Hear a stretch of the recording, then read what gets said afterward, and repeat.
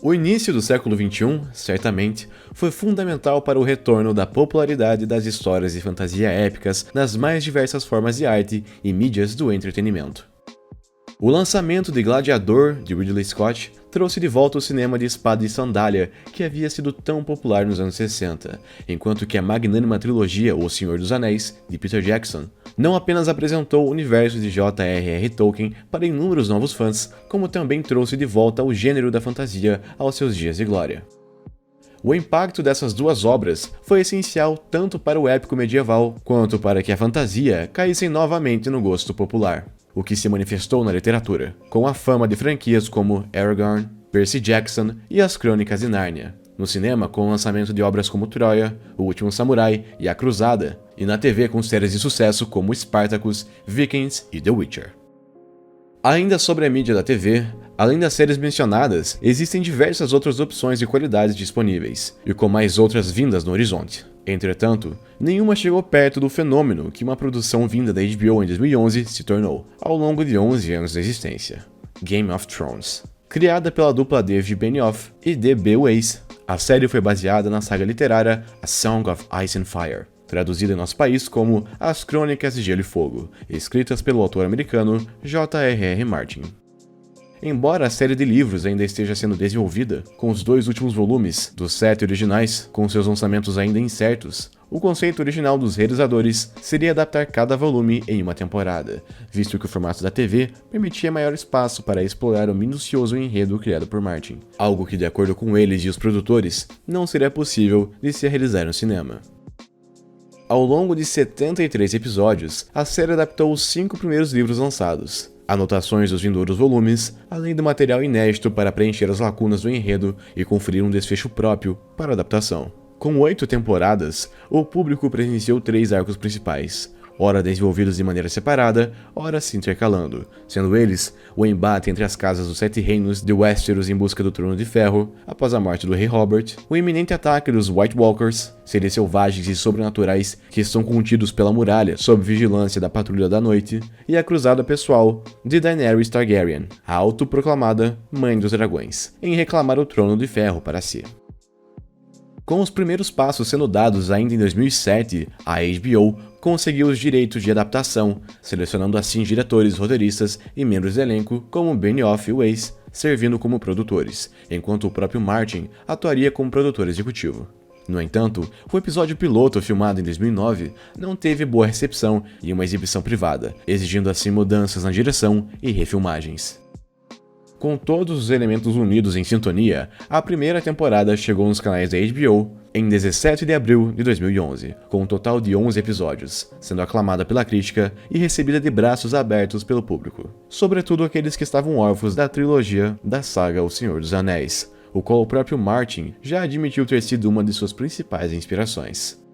A boa recepção se tornaria cada vez maior ao longo de suas 6 seguintes temporadas, onde os 3 arcos principais da trama tinham seu desenvolvimento progressivo, mas com pontos de inserção entre elas, para assim ir preparando o público para o seu grande desfecho, onde as famílias Stark, Targaryen e Lannister iriam se colidir pelo destino de Westeros.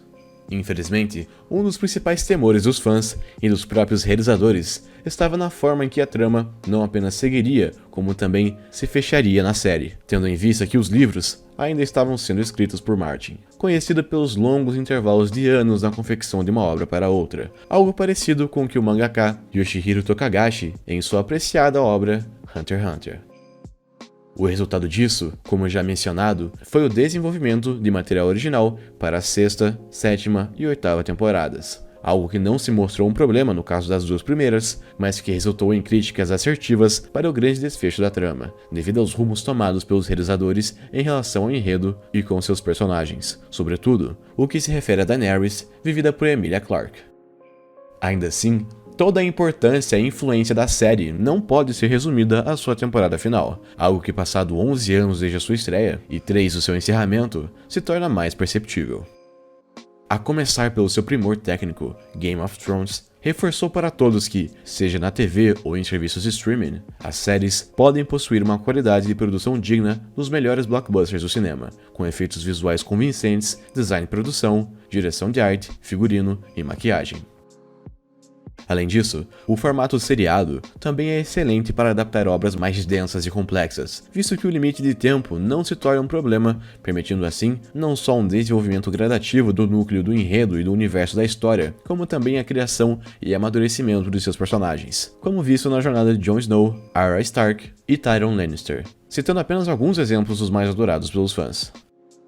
Falando dos personagens, não há como negar que uma das principais forças da série está em seu elenco. Se anteriormente ir do cinema para a série era considerado um regresso na carreira de um ator ou uma atriz, graças a produções como Breaking Bad, The Sopranos, Mad Men e o próprio Game of Thrones, o formato seriado se tornou ainda mais atrativo para artistas consagrados, bem como para novos talentos, algo que foi visto na série da HBO, com escalações de peso como Sean Bean, Peter Dinklage, Michelle Fairley, Lena Headey e de intérpretes que conquistaram o mundo e foram alçados ao estrelato, como Kit Harington, Sophie Turner, Maisie Williams e Emilia Clarke. E por último, mas não menos importante, a série Game of Thrones também detém o mérito de contribuir com a discussão clichê e esquemática acerca de adaptações de livros que não seriam capazes de fazer jus a seu material fonte. É bem verdade que nesse quesito, a temporada final acabou, de certa forma, deturpando não só a qualidade da obra literária, mas da própria série em si, em face das decisões criativas questionáveis, mas ainda assim, ela conseguiu mesclar respeito e originalidade com a adaptação da obra de George R.R. Martin, algo que vimos raras vezes, como no caso da trilogia O Poderoso Chefão e da novamente citada saga O Senhor dos Anéis.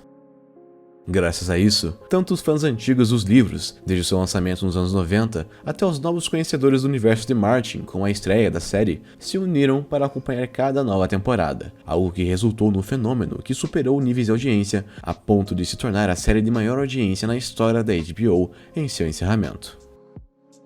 Com tudo o exposto, vemos que Game of Thrones, apesar de hoje ter sua excelência questionável em virtude da sua temporada final, se encerrou deixando um legado maior do que seus deslizes, seja para a base de fãs da série e da saga literária, para a mídia da TV e do streaming, e para a cultura pop como um todo.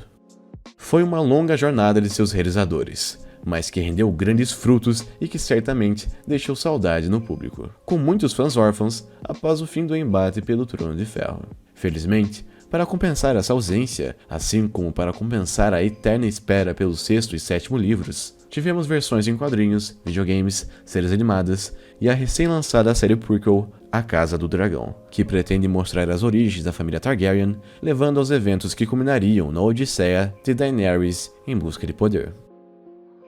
Com 10 episódios para sua primeira temporada, a série foi recebida com entusiasmo em seu primeiro episódio, sendo um sucesso de audiência e de crítica, e com a sua segunda temporada já tendo sinal verde para a produção.